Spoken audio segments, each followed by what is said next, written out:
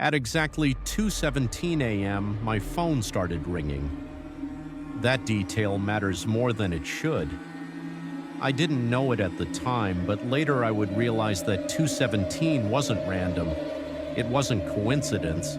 It was precise, like an appointment I hadn't agreed to but was expected to keep. I woke up already tense, like my body had been shaken awake before the sound even reached my ears. The room was dark, quiet except for the low hum of electricity running through the walls. My phone vibrated on the nightstand, each pulse sharp enough to feel through the mattress. I reached for it without opening my eyes.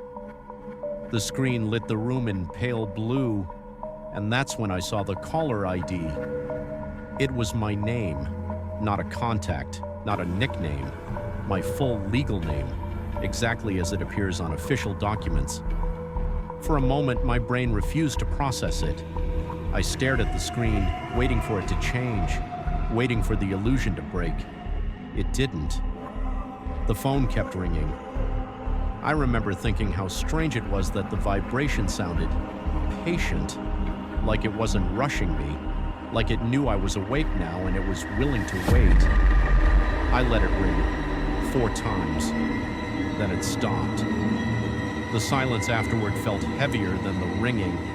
The air in my bedroom felt thick, like I'd disturbed something just by noticing it. My phone buzzed again, a voicemail notification. I sat up slowly, every instinct screaming at me to ignore it. I'd had spam calls before, everyone has, but spam calls don't leave you feeling like you're being watched from inside your own room. I didn't listen to it right away. I set the phone face down and waited. I don't know what I was waiting for. Maybe another call, maybe proof that nothing else would happen. After a few minutes, curiosity won. The voicemail was 11 seconds long. The first sound was static, low and uneven, like an old television just before a channel comes into focus. Then I heard breathing, slow, controlled, familiar. And then a voice said calmly, "Don't answer it next time." It was my voice, not similar, not close, mine. Same pacing, same slight hesitation between words, even the way I dropped my voice at the end of a sentence. I replayed it again and again. Each time the certainty grew heavier in my chest. This wasn't someone imitating me, this was me. I didn't sleep after that. Morning came slowly, too slowly. I kept the lights on, replaying the voicemail in my head until the sun finally crept through the blinds and made the room feel normal again. In daylight, everything feels less threatening. That's what I told myself. I checked my phone. The call was gone. No missed call, no voicemail, no record it had ever happened. I searched my phone history, my voicemail folder, even my deleted files. Nothing. That should have been reassuring. It wasn't. That night I went to bed early. I told myself I'd imagined it. Stress does strange things to the mind. I repeated that thought until it felt almost believable. At 2:17 a.m., my phone rang again. This time I was awake.